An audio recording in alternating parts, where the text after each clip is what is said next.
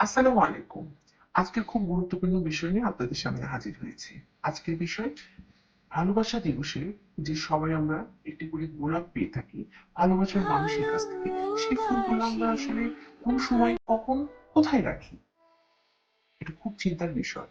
যখন আমরা স্কুল জীবনে থাকি তখন আমরা কোথায় রাখি? এদিক ওদিক দেখি আর আমরা বইয়ের পাতার মাঝে লুকিয়ে রাখি। তারপর যখন আমরা একটু বড় হই তারপর আমরা কোথায় রাখি এই ফুলগুলো? তখন আমরা ডায়েরির পাতায় কবিতার ভাঁজে রাখি। তারপর তারপর আমার ফুলগুলো কোথায়? যখন আমরা কলেজে উঠি তখন আমরা আস্তে আস্তে ফুলগুলোকে পাপড়ি হিসেবে রাখি। সেটা বিভিন্ন খাতার মাঝেও হতে পারে, ডিকশনারিতেও হতে পারে।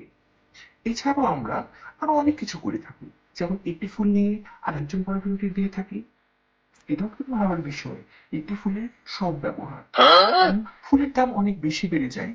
ফুলের দাম 30 টাকা থেকে শুরু করে 50 টাকা অব্দি চলে যায়। এটা খুব কষ্টের বিষয়।